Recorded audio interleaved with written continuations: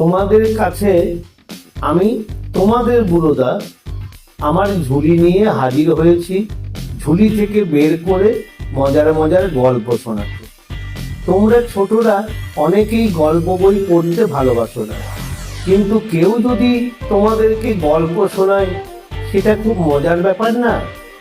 আমি সেটাই করব ঠিক করেছি। তাহলে আমি ঝুলি খুলছি খুলছি, দেখি আজ তোমাদের জন্য কোন গল্প ঝুলি থেকে বেরোয়।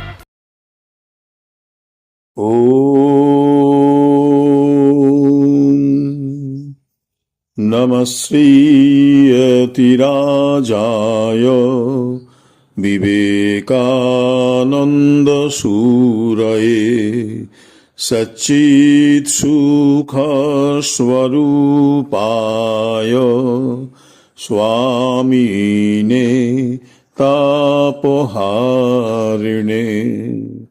স্বামিনে তাপহারিণে। নমস্কার। প্রত্যেক মানুষের মধ্যেই রয়েছে বিরাট প্রতিভা ও সম্ভাবনা, কিন্তু সেগুলি সুপ্ত থেকে যায় আত্মবিশ্বাসের অভাবে। সুপ্ত সম্ভাবনার বিকাশ সাধনে মনুষ্য জীবনের সার্থকতা। বর্তমান যুগে সকল মানুষের উপর অগাধ বিশ্বাস ছিল স্বামী বিবেকানন্দের। তিনি জানতেন মানুষের ঘুম ভেঙে দিলেই সেই সিংহের মতো গর্জন করে এগিয়ে যাবেই মহৎ লক্ষ্যের দিকে, কেউ তাকে রুখতে পারবে না।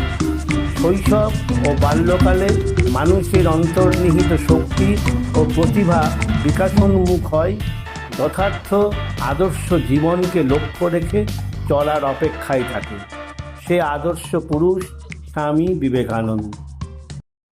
শ্রীরামকৃষ্ণকে প্রথম থেকে খুব ভক্তি করলেও তার কোনো কথাই নরেন্দ্রনাথ ভালোভাবে পরীক্ষা না করে নিতেন না।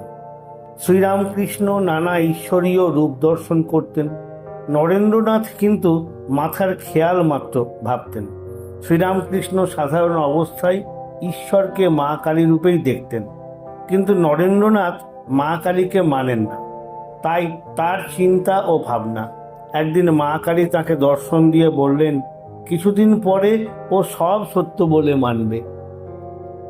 1884 খ্রিস্টাব্দে নরেন্দ্রনাথ বিএ পরীক্ষা দিলেন। পরীক্ষার পর হঠাৎ তার বাবা মারা গেলেন। নরেন্দ্রনাথ বড় ছেলে, তাই সংসার চালানোর দায়িত্ব তাঁর উপর পড়ল। সংসারে 5-7 জন লোক, অথচ কি করে সংসার চলবে তার কোনো রকম সংস্থান নেই। কেননা উদার হৃদয় বিশ্বনাথ দত্তের ছিল আয়ের চেয়ে ব্যয় বেশি। তিনি কিছুই রেখে যেতে পারেননি, বরং অনেক ঋণ ছিল। চাকরির অনেক চেষ্টা করেও কোনো কাজ হলো না। শেষে মা ভাইদের খাওয়া পড়ার কষ্ট সহ্য করতে না পেরে নরেন্দ্রনাথ একদিন গেলেন দক্ষিণেশ্বরে। গিয়ে শ্রীরামকৃষ্ণকে বললেন, আমাদের অন্ন বস্ত্রের অভাব দূর করে দিন আপনার মা কালীকে বলে। শ্রীরামকৃষ্ণ বললেন, আচ্ছা, আজ মঙ্গলবার, আমি বলছি আজ রাতে কালী ঘরে গিয়ে মাকে প্রণাম করে তুই যা চাইবি মা তাই তোকে দেবেন। রাত্রে নরেন্দ্রনাথ গেলেন মা কালীর মন্দিরে। মন্দিরের মাকে সত্য সত্যই জীবন্ত রূপে দেখতে পেলেন। ভক্তিতে গদগদ হয়ে বারবার মার শ্রীচরণে প্রণাম করে প্রার্থনা করলেন, মা বিবেক দাও, বৈরাগ্য দাও, জ্ঞান দাও, ভক্তি দাও। আনন্দে ভরপুর হয়ে ফিরে এলেন। সব শুনে শ্রীরামকৃষ্ণ তাকে আবার পাঠালেন মন্দিরে। এবারেও সে একই প্রার্থনা, বারবার 3 বার ওই একই রকম হলো। নরেন্দ্রনাথ ভাবলেন, এ বুঝি শ্রীরামকৃষ্ণের খেলা। তখন তাকে চেপে ধরলেন, এখন আপনাকেই বলতে হবে যে আমার মা ভাইদের খাওয়া পড়ার অভাব থাকবে না। শ্রীরামকৃষ্ণ বললেন, আচ্ছা যা, তোদের মোটা ভাত কাপড়ের অভাব কখনো হবে না। 1885 খ্রিস্টাব্দের মাঝামাঝি শ্রীরামকৃষ্ণের গলায় দুরারোগ্য ব্যাধি দেখা দিল। সুচিকিৎসার জন্য তাকে উত্তর কলকাতার শ্যামপুকুরে এক ভাড়া বাড়িতে আনা হলো। বিখ্যাত ডাক্তার মহেন্দ্রলাল সরকার তাকে দেখতে আসেন। কয়েক মাস পরে তাকে কাশীপুরে এক বাগান বাড়িতে নিয়ে যাওয়া হয়। গৃহস্থ ভক্তেরা খরচপত্র দিতেন, আর যুবক ভক্তেরা সেবার ভার নিলেন। যুবক ভক্তদের নেতা নরেন্দ্রনাথ, তিনি ঠিক করে দেন কখন কে কি করবে। আবার কাজের ফাঁকে ফাঁকে গুরু ভাইদের নিয়ে ধ্যান ধারণা, শাস্ত্রপাঠ করতেন। একদিন শ্রীরামকৃষ্ণের কাছে নরেন্দ্রনাথ চুপ করে দাঁড়িয়ে আছেন। শ্রীরামকৃষ্ণ জিজ্ঞাসা করলেন, কি চাস বলতো? নরেন্দ্রনাথ বললেন, সুখদেবের মতো দিনরাত ধ্যানে ডুবে থাকতে চাই। অমনি শ্রীরামকৃষ্ণ বলে উঠলেন, তোর লজ্জা করে না বারবার ওই কথা বলতে? কোথায় একটা বিরাট বটগাছ হয়ে জগতের লোককে শান্তির ছায়া দিবি, তা নয় শুধু নিজের শান্তি মুক্তি চাইছিস। আর একদিন শ্রীরামকৃষ্ণ বললেন, নরেন্দ্র লোক শিক্ষা দেবে। নরেন্দ্রনাথ প্রতিবাদ করে বললেন, আমি ওসব পারবো না। তখন শ্রীরামকৃষ্ণ হেসে বললেন, তুই কি পারবি? তোর ঘাড় পারবে, মা ঘাড়ে ধরে তোকে দিয়ে করিয়ে নেবেন। এদিকে শ্রীরামকৃষ্ণের শরীর ক্রমশই খারাপের দিকে। দেহত্যাগের 2-4 দিন আগে তাঁর সমস্ত শক্তি নরেন্দ্রনাথের মধ্যে সঞ্চারিত করে বললেন, আজ তোকে আমার সর্বস্ব দিয়ে ফকির হয়ে গেলাম, এই শক্তি দিয়ে তুই জগতের কল্যাণ সাধন করবি। এ কাজ শেষ হবার আগে তোর ফিরে যাওয়া হবে না। 1886 খ্রিস্টাব্দের 16ই অগাস্ট শ্রীরামকৃষ্ণ দেহত্যাগ করেন। দেহত্যাগের আগেই শ্রীরামকৃষ্ণ যুবক ভক্তদের ত্যাগের মন্ত্রে দীক্ষিত করে গেছেন। এখন তারা ঘর বাড়ি ছেড়ে এসে সন্ন্যাসী হলেন। বরানগরে একটা পুরনো ভাঙা বাড়ি ভাড়া নিয়ে মঠ করা হলো। লোকে বলতো ভূতের বাড়ি। এখানে তাঁরা খুব সাধন ভজন করতেন। পূজা পাঠ, শাস্ত্র আলোচনা, ধ্যান ধারণা ও সংকীর্তনে দিনরাত। এখন থেকে আমরা নরেন্দ্রনাথকে স্বামী বিবেকানন্দ বা স্বামীজি বলি। কিছুদিন পর স্বামীজি তীর্থ ভ্রমণে যান।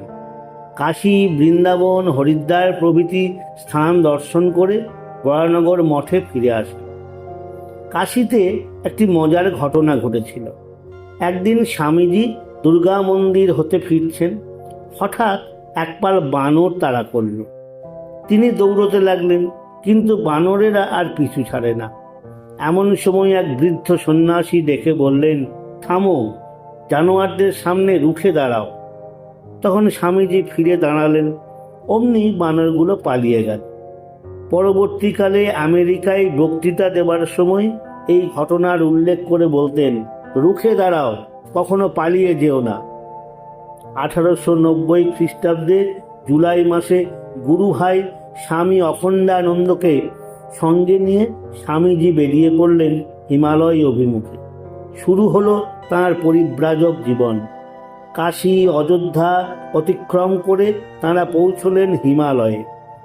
আলমোড়া, ঋষিকেশ হয়ে গেলেন মিরাটে।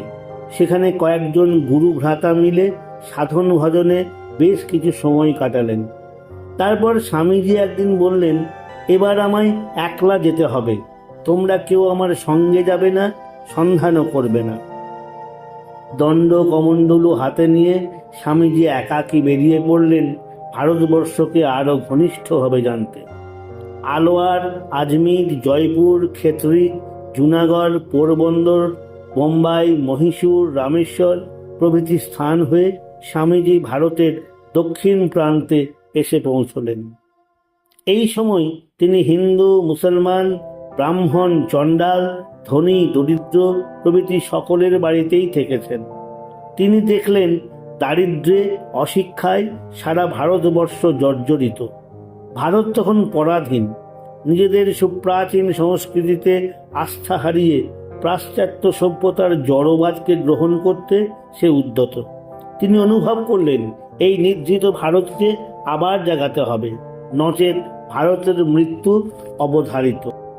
দরিদ্র ভারতবাসীর চরম দুর্দশা দেখে স্বামীজির বুক ভরে গেল অপার করুণা ও সমবেদনায়। ভারতের এক প্রান্ত থেকে অপর প্রান্তে ঘুরতে ঘুরতে তিনি দিনের পর দিন এই দুর্দশার প্রতিকারের উপায় চিন্তা করতে লাগলেন। এই চিন্তায় তাঁর মন এতই আলোড়িত হয়েছিল যে অনেক রাত্রে ঘুমোতে পারেননি। শেষে তিনি 1893 খ্রিস্টাব্দের প্রারম্ভে ভারতের একেবারে দক্ষিণ প্রান্তে কন্যাকুমারীর মন্দিরে পৌঁছালেন। মাকে দর্শন ও প্রণাম করলেন, তারপর সহসা সমুদ্রে ঝাঁপিয়ে পড়লেন। সাঁতার কেটে মূল ভূখণ্ড হতে বিচ্ছিন্ন সমুদ্র মধ্যে ভারতের সেই শিলাখণ্ডের উপর বসলেন। সামনে প্রসারিত ভারতের দিকে চাইলেন। ভারতের অতীত গরিমা, বর্তমান অবনতি ও দুর্দশা এবং ভবিষ্যতের চিন্তা তাঁর মনে তরঙ্গায়িত হয়ে উঠল। বাইরে তরঙ্গমালায় সমুদ্র বিক্ষুব্ধ, আর বিবেকানন্দের হৃদয় উদ্বেলিত দেশবাসীর প্রতি সমবেদনার তরঙ্গে। সহসা চিন্তা তরঙ্গ থেমে গেল। তিনি গভীর ধ্যানে মগ্ন হলেন। ধ্যান নেত্রে পথের সন্ধান পেলেন। বুঝলেন আধ্যাত্মিকতাই ভারতের প্রাণ। এই প্রাণ শক্তি ক্ষীণ হওয়ার জন্যই এই অবনতি।